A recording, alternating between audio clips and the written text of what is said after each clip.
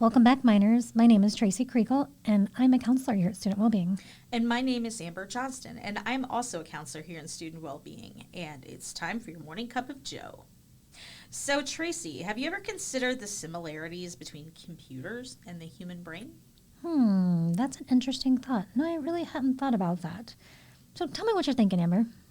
Well, our brains form logical patterns based on logic assumptions. And just like a computer, when we're born, our brains are primarily like a blank slate. Right. But we input that information through our experiences and through our senses, we kind of intake information, and then our brain processes them and it interprets it, and it forms our basic logic rules that tell our brain how to function. Right. So interesting. So our experiences and how we interpret them form the code, right, that we use that form how we behave and react to the world around us, right? Pretty much. We use our taste, our smell, our touch, sound, and sight in order to pass the information from the world around us into our brain, and it helps form the picture of the world and how it works. So now I want you to think, what happens if faulty code is put in? So what do you mean faulty code? Well, if the rules that govern our brains are thinking like a computer code, if those rules are formed from experiences, what if we experience something outside of what is considered normal for most people? Like, what if we experience trauma or abuse? What if we see something or hear something that's very violent or traumatic? And the code that gets put in our brain is a faulty picture of what the world is. We get basically a false idea of the world and how it works. Interesting thought. So it kind of makes me think of the story of Little Alfred. Little Alfred was a classical conditioning story where there was an infant and he was subjected to loud noises every time he saw a rat. So at first he kind of reacted neutrally to a rat. He was put in there. He never met the rat before, and so every time that he saw the rat, they would then make a loud noise behind him, and so eventually, just seeing a rat would make him cry, and even it became anything furry. Like if he saw something furry, even like a stuffed animal, he would cry. And even though this study was on conditioning, it's kind of a form of faulty code that was put into the child brain, resulting in a change in how that child thought.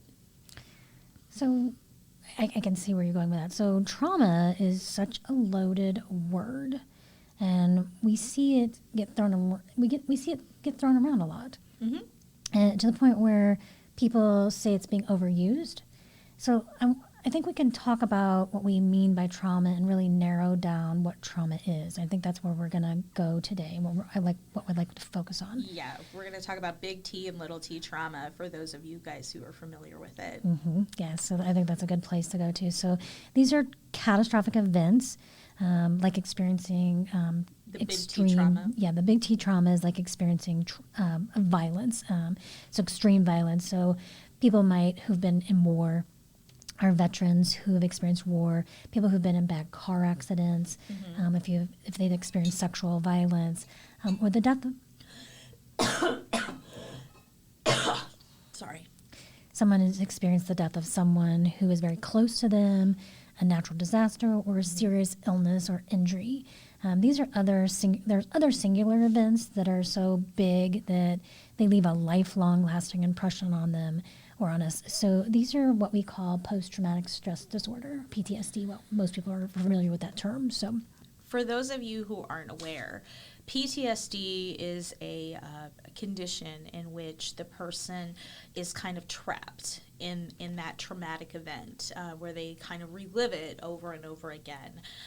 So it's basically at a core level, it's like an overactivation of your limbic system, and it becomes impossible for it to calm down. So we have triggers that cause you to trigger that event and for it to keep happening. right. So when we have that ongoing trauma, these are significant events that happen repeatedly that over time can result in post-traumatic symptoms. Right. This is like having a big T trauma repeatedly over time. So you see this a lot in like domestic abuse or somebody who's been through a lot of, you see it a lot in first responders. Right. And so, depending on the severity of the experience, the person who experiences it, and even in the cases of abuse, who inflicted the experience on you, can result in how your brain actually processes it. And here we can develop what we can call complex post-traumatic stress disorder, PTSD. And it's like PTSD, but it doesn't result from a singular event, but from a number of events that happen over time. And that's why we call that complex PTSD. Yeah, and it carries a lot of the same symptoms as PTSD. The key to is remember that you can have symptoms of both complex PTSD and PTSD based on your experiences, just like you can have more than one computer virus at the same time. Some of the symptoms that we've kind of talked about is like you might have intrusive memories, like reoccurrent, unwanting, distressing memories of the traumatic event. You may relive the traumatic event as if it were happening, and that's what we call a flashback. You might have upsetting dreams or nightmares about the traumatic event, or you might have severe emotional distress or physical reactions to something that reminds you of the traumatic event. You might also have like symptoms of avoidance, and that would be like trying to avoid thinking or talking about the traumatic event. You might avoid places or activities that remind you of the traumatic event. And you might have negative changes in your feeling or mood, such as negative thoughts about yourself or other people in the world, hopelessness about the future, and memory problems, including not even remembering important aspects of the traumatic event.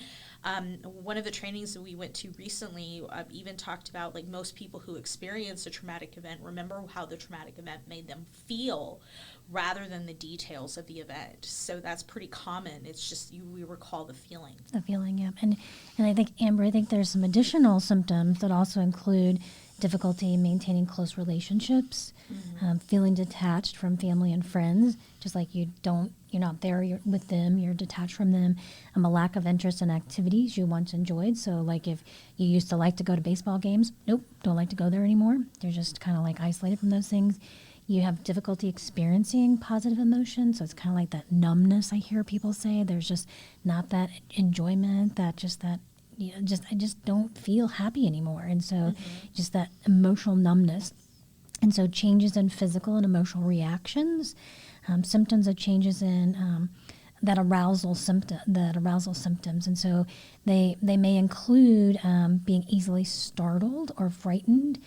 So like if somebody shuts the door hard, you may just feel completely frightened or startled.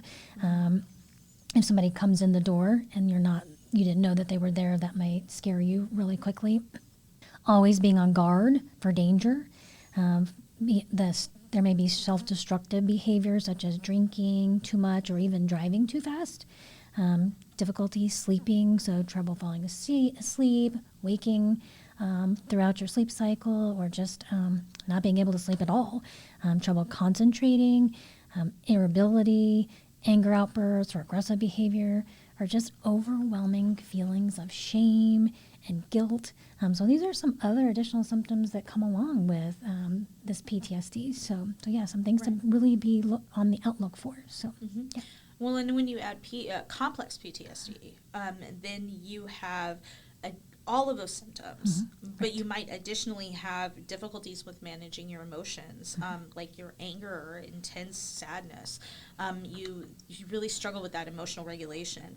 You might have persistent feelings of emptiness and hopelessness, and you start having relationship challenges just like you do in PTSD, but you might have more trust issues. You might start avoiding others or not want to form lasting relationships, and you may participate in relationships that have unhealthy dynamics. And I talk about that all the time. Like when we go, I always say that if you have two people with trauma and you stick them at a party that have like relationship trauma, they've come from abusive situations, you'll stick them at a party and it's like they have a magnet. They find each other, and it's that piece of them that's traumatized, recognizing the traumatized piece in the other person, and they will it can form these unhealthy relationship dynamics. They're attracted to each other through the trauma. So Yes. yeah, absolutely. So lastly, we're going to talk about that little t trauma. And so there's nothing really little about it, but there's trauma that's there. And so they just call it little trauma because these events can be just as harmful and hurtful, and they stick with us, but don't generally result in PTSD symptoms on their own. And this could be someone making an offhand comment that was especially hurtful, failing a test, and by all means, everybody on this campus knows failing a test can be huge, and so, or even a bad breakup. And this is extremely hard because I've seen multiple students who, when they go through that bad breakup, this can be very traumatic. And we know that your suicide risk is at the height within 24 hours of a breakup. And so this can be very, very traumatic, and it's very serious to think about that, because this is something that on its own can be easily dismissed, but when it's coupled with other experiences, it can change how we see ourselves. And so we tend to downplay these types of trauma, but you have to remember, whether it's a negative experience or classified as a trauma, it's not a great deal to do not only with the event itself, but it's how the person who experiences actually copes with it. That's that important piece that we have to really look at. Right. You can have two people that are facing the same issue, and one person, and even with PTSD, two people can witness the same car accident, and one walk away with PTSD and the other one not. Right. And the same thing with failing a test. Somebody can walk away from it and it not phase them, and then the other person, it can cause that little T trauma. So I want you to think of it as, some people are great about updating their computers. So their antivirus protection is on point, and that would be kind of, in our example, the equivalent of somebody who's highly emotionally intelligent and has a lot of resilience. And other people aren't as good at taking care of their computers, or in that matter, in our example, taking care of themselves. So maybe they have a computer that's a little bit more vulnerable for some reason. Maybe their computer already has a virus. Maybe their computer is, there's other things going on and making that computer more vulnerable. And just like that, people can be more vulnerable because they have pre-existing trauma, because they have, something else going on, too much stress, they're not taking care of themselves, things like that.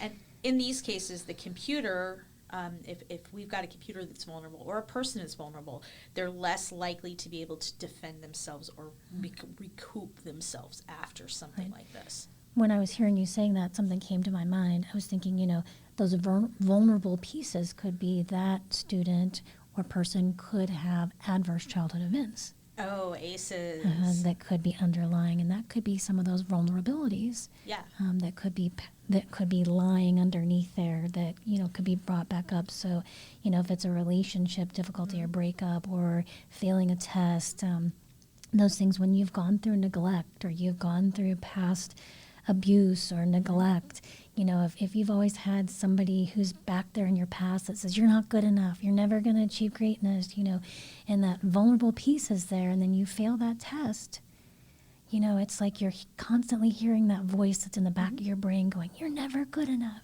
you're never going to do good, or you've had a parent who's expected you, or someone in your life who's expected you to do so much better, and maybe it was just somebody who said something that, I want you to do X, Y, Z, or maybe it's a self-imparted expectation upon yourself. That's what I was going to And say. that's a tough one. If you've expected yourself to do A's and only A's, and that's a self-imparted expectation, and you don't get that A and you get a B, that's a tough one, because then you feel as though you're a failure. Well, in those cases, the faulty code is pre-existing. Right. And so then you've got an event happens, and so now that little T trauma is that new code coming in.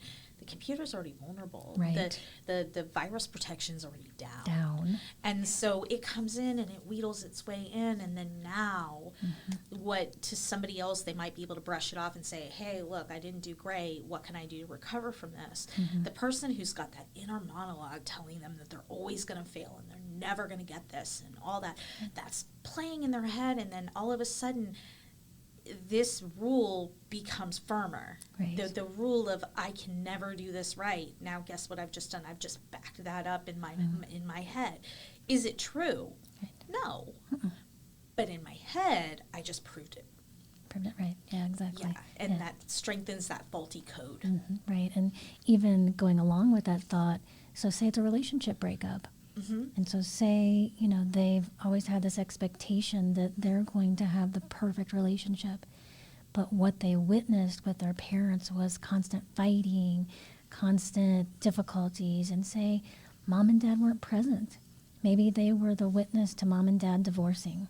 And maybe they went back and forth with their parents, and they set up an idealized life for themselves that they were going to have a better relationship. And then all of a sudden, their partner breaks up with them. And they see themselves in this repetitive cycle of hurt. And all of a sudden, it's like, oh gosh, I'm vulnerable too. Yeah. And here I'm in this cycle of hurt. And will this cycle of hurt ever be broken? Right. And so, yeah, we're right back in that situation again of, my heart's been broken. Right.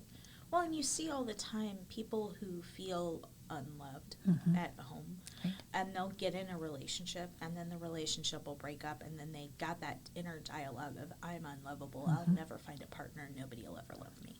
And so they find themselves in their relationship, and it's a self-fulfilling prophecy, because they're over and over and over recreating that runaway, and let's catch them, you know, like I'm going to chase this person over and over and over. They recreate that relationship dynamic where they seek out people that are avoidant attachment styles, and they have that anxious attachment styles. And that's where I was talking about those two people, the magnets. They are absolutely like magnets. Right. And so they chase, and they're looking for that feeling, that fulfillment, that closeness. But they're never able to get it because the people that they're attracted to, the people that they want to be in a relationship with, are people that don't have the ability to connect back that way.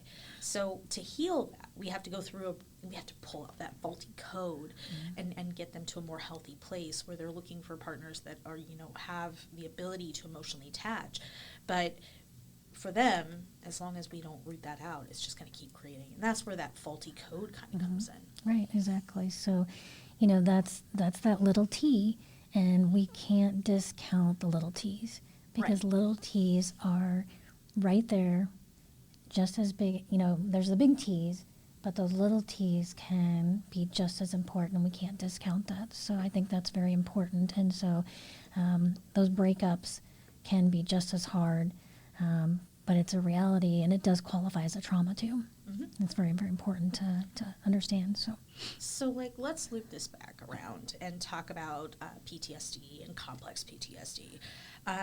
So basically, we're saying that not all people who experience violent events will end up developing PTSD. And two people can have the exact same experience, but their brains react differently, and one person might develop it and then the other person doesn't. That's interesting. But in small T experiences don't typically result in PTSD symptoms. How can we classify them as trauma? Isn't that kind of overstating things? I mean, a breakup is hard, sure, but does it really qualify as trauma? Well, it can, because if like a virus that changes how a computer operates, the small t trauma might not have the instant dramatic effect, but it can still change how we function on a daily basis. So let's say you have a virus that for all intents and purposes looks benign. It seems not to be serious. You aren't having a catastrophic system failure. You can barely even tell it's there. But on the surface level, it just looks like computers running like normal. And everything seems to be, like, fine. Right, okay, so I get it. So in this case, it's running in the background, but it's still using the computer resources, right? Absolutely. Right, so it's still having an effect. So it's slowing down the processing speed, and it's causing the computer not to run as well. So I'm catching it now. I'm getting where you were. Kind of going where we're going. Took me a minute to catch up there. My processor started getting slow. There you go. So, pretty much, depending on the virus. And what the virus is actually doing. So in this case, like I said, we're talking about that little t trauma. Exactly, depending on what it's doing, there might be other damage that we don't see. And small seed traumas like that, it can cause thinking errors. And it can cause us to develop what we call unhealthy coping mechanisms. Yep. So here is like a offhand example. Let's say that I come into college and I've got good self-esteem and I feel good about myself and the abilities that I have, and then I go in and in my first class I get a bad grade back. But you know what? I am doing great. And I have healthy coping mechanisms and everything's going good, and then I get another test back and it's a bad grade. And then I get another test back and it's a bad grade. And so like the first one, it's kind of hanging out there in the background. The second one, now hanging out back in the background. So just gradually, does that start changing my view of myself? Yes. Eat on you, yeah. Resilience would say, okay, there's a problem here. What do I need to do to fix this? Why am I struggling? But if we don't have that, if we don't have the healthy coping mechanisms that we need to be able to handle that kind of adversity, then they just kind of sit there and pile on, and then that faulty code gets created. And so instead of it becoming a narrative of I am capable, I can do this, I just need to figure out where I'm struggling at, it becomes a maybe I can't do college, maybe I'm not smart enough, maybe I don't belong here. Got it. So I'm thinking like what you're thinking of when I'm hearing you say is in computer terms, that would be like a computer drawing from other resources to make the computer still run, even if it's long-term damage to the system. Right. Yeah. So if we've got, and we see this in all kinds of trauma, like when we pull, that's what coping mechanisms are. Coping mechanisms are as us sitting here saying, what do I need to keep functioning on the daily basis to get done what I need to get done? And so, you know, if somebody has got, let's say they have big trauma, they might drink. And the drinking might provide them the escapism and the emotional regulation that they don't have to cope with whatever trauma that they're coping with. And so they do this, or so maybe it's this other thing that they do over here, food, sex, gambling, you know, whatever their coping mechanisms are, they're using it in order to keep that system running despite of the trauma. Gotcha. That makes sense. So well, viruses get passed from computer to computer, right? Which is interesting because trauma does too. Oh, yeah, absolutely. It's not contagious, obviously, but it's that adage that people hurt people. So someone who has trauma is more likely to inflict trauma intentionally or unintentionally on others.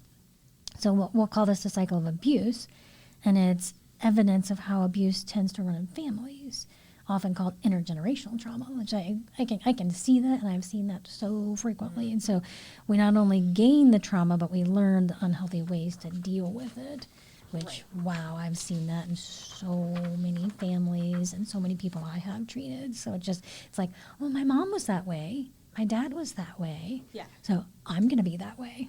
Right. And we just like passing the trauma down, and we absolutely do. We pass down the unhealthy coping mechanisms too. And so you tend to see the same unhealthy coping mechanisms from family member to family member going down the family tree. So the best evidence of that is to see how drug abuse and alcohol abuse can go down families. Yeah, exactly. So, and I mean, you look in the DSM and you can see alcoholism is an inherently genetic looking. When you look across the spectrums, if you're prone to have a family member who's alcoholic, you're going to see it. It can pass down through the lineage many times. So, right. Yeah. And part of that is genetic and part of it's learned. Learned. Yeah, absolutely. Yeah. Absolutely. I agree with that 100%. So let's go even further. Like, what about people that witness a trauma indirectly, which is called a secondary trauma? So secondary trauma happens when somebody who is exposed to a trauma then relays their experience, however they relay it, to another person who then picks up a tiny piece of that trauma and they carry it with them too. So you see this a lot in people who are therapists or social workers or people who are relayed, they hear about a traumatic event that somebody else has gone through. I can relate to that. This is what makes trauma dumping so dangerous. It becomes the game of emotional hot potato. Yeah. Yes. And for those of you who don't know, trauma dumping is what happens when somebody is extremely in amount of pain because of a trauma they've went through. Mm-hmm. And so they'll just come in and they'll do that emotional hot potato. And they're like, here, I have this trauma. It's hurting me. I'm going to dump it on the nearest person that's willing to listen to me. And so then they'll just tell you, they'll lay out all their trauma like there on the table. And then what happens is if it's an especially violent or especially whatever event, if you don't have the coping mechanisms to handle it, guess what? You've just acquired it, yeah. Yeah, now it's yours. And I think that's something that, like, as students, as professionals, people in general, just whoever it is, if you are being a support system for someone, and we'll just give an example. If your friend comes over and says, I just witnessed XYZ, and it was a very traumatic event, you're going to be at risk of acquiring that trauma. Yes. And so you may find a couple days go by and you're like, wow, I'm remembering all about this, and you start acquiring some of these symptoms, and you're like, why is that? Why am I feeling this? Why am I, acquiring all this? That's that little t trauma, basically. But it can become more complex if you start really just holding on to it and you dig into it. I had a student came in the office the other day and they said, where do therapists go to get therapy? And it was super sweet to ask that question. I said, well, we network. We have people who we go, we're able to process our thoughts. We don't just go dump all of our stuff on other people. But if we need to go to therapy, we also seek out counseling ourselves, because if we internalize all this, we're at risk of acquiring other people's trauma as well. And I said, it's important that we do process and we do, ground ourselves, because we do hear a lot of stories. And if you are a therapist, you're a counselor listening to this podcast as well, and you're not doing good self-care, it's important that you do take well care of yourself. But if you're a student and you're coming to student well-being and, you're acquiring your friend or your mom or your dad's or someone else's trauma, know that you can be at risk of acquiring someone else's trauma. And it's important that you do process that and you do recognize that, am I being a support for someone? I thought about this the other day. Our RAs who are on this campus, they are a support system for every student that's within their dorm.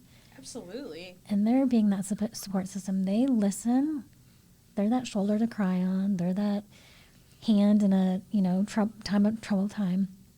But they're at risk of that small t, the secondary trauma, because they're hearing all that. And so this is where coping skills become so vitally important, that they be able to go, oh, am I being affected by somebody else's trauma? And be able to use those good coping skills and be able to go, whew, do I need to be able to do some mindfulness? Right. Do I need to be able to go do some yoga? Do I need to go for a run? Do I need to go to the gym and pump some iron? Do I need to, just do some breathing? What do I need to do? What coping skill do I need to employ, to take care of myself? So I think this is very important. So, well, and it's recognizing your limits too, and it's saying it's understandable that somebody needs to trauma dump, but am I in an emotional place right now to be able to receive that emotional hot potato? Yes. Or do we need to get this person to somebody that they can talk to that has better training, better skills, better ability to be able to handle it? Because if that's okay. Even us as professionals, we have to be in the right headspace, and we have to be able to be ready to receive. Like, we went through a training not too long ago, and one of the things he talked about was that secondary trauma and dealing with it and coping with it in ways that are healthy. Right. And like I said, the people who work in these fields are trained. Yeah. Like we're trained on how to do this. But for those of you who don't work in that field, it can be extremely distressing for somebody, and you want to be there for them and you want to be supportive, but it doesn't mean we don't want you to be hurt in the process. So Right. sometimes getting them to a professional can really Yeah. be what they need. Yeah, so keep that in mind. If there are professionals that are trained for this process of trauma, and there's healthy ways so that the trauma doesn't result in you secondary trauma. And if someone is trauma dumping on you, you might need to process those feelings to not experience the secondary trauma. So as we just mentioned, and we've mentioned that a couple times, don't be afraid to get help for yourself, and don't feel like you're going to be ratting out on your friend or, telling someone else's story, but also getting help for yourself is very, very important. So Right, and we're like anytime you see a therapist, it's confidential. always confidential, always confidential. So yeah. So kind of going back to what you said earlier, like dealing with trauma. If we experience trauma ourselves, like talking, we talked about like seeking therapy, talking to somebody about it. But some of the other things we can do is doing some self-care and developing some of those healthy coping mechanisms. And working with those. And there's all kinds of, and that's what, like working with a professional, they can help us process the trauma, root out the unhealthy coping mechanisms, help us develop the new ones. And there's a few different kinds of treatment for trauma. Like there's therapists that's their specialty, that's what they work with all day. And there's all kinds of techniques. There's art and music therapy, EMDR, talk therapy. There's this stuff called TFCBT, which is trauma-focused cognitive behavioral therapy. There's equine therapy, and so many others. Right. It just requires talking. Some require you talking about the trauma. Some don't really require you to talk about it at all. And it really depends on the professional you see, how they've been trained, and the method that they're using. Right. And then, like I said, even outside of that, it's having those good self-care techniques, taking care of yourself, eating right, drinking enough water, getting enough sleep. Yeah. One of the things I thought was really interesting, all the counselors here at Student Wellbeing just recently went to a training here, and it was over The Body Keeps a Score, if you're familiar with that book, and it's a fabulous book to read, but it was about trauma. And the gentleman who was leading the seminar talked to how trauma is processed in the body. And one of the things that I think is really interesting, and I advocate for my students to do this, is being body aware. And I think if you take the time to be body aware, you'll recognize where trauma is held in your body. And I think this is very vital. I deal with here on the campus, I deal with a lot of students. My specialty is anxiety. And it's so interesting because if you're not aware of what's happening to your body, you don't recognize where you hold stress, where you hold anxiety. And I think I loved how he framed this, because once you become body aware, you really can help learn how to cope with things better. And one of the things, what was Alicia Skye? She was one of the presenters at this training, and she was even just doing things I don't know if it's hard to demonstrate this at a podcast, but if you hold your arm out, so if you just hold your left arm out and just place your right hand above your left arm and just run your hand, and probably just do like maybe 2 inches to 1 inch above your left hand, and just run your hand down your left arm and just feel the area. Don't actually touch it, but just run your hand down your arm and just feel what that feels like to be body aware,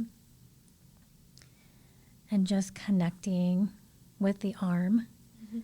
Reminded me when they were doing that, it reminded me of that game that you always play with like your younger siblings. I'm not touching you. I'm not touching you. Yeah, because you're not touching your other arm, but you can feel can it. feel it. Yeah, exactly. Right. And Just like when your sibling was sitting with you in the back seat of the car and they're like, I'm not touching touching you. you. But you feel it. felt it. You feel it. Yes. It's kind of like, you know how when somebody comes in the room, but you're not your back's turned to them, you know that the physical presence of somebody walks in the Yes. room. And that's what they mean by being Body aware. Yes. Is like you're able to feel the presences and things about you. You're able to feel in your body that proximity Yes. that we've talked about on here before. Feeling the things that are close to you. Yeah, feeling close and being connected, because with trauma, sometimes we disconnect from ourselves.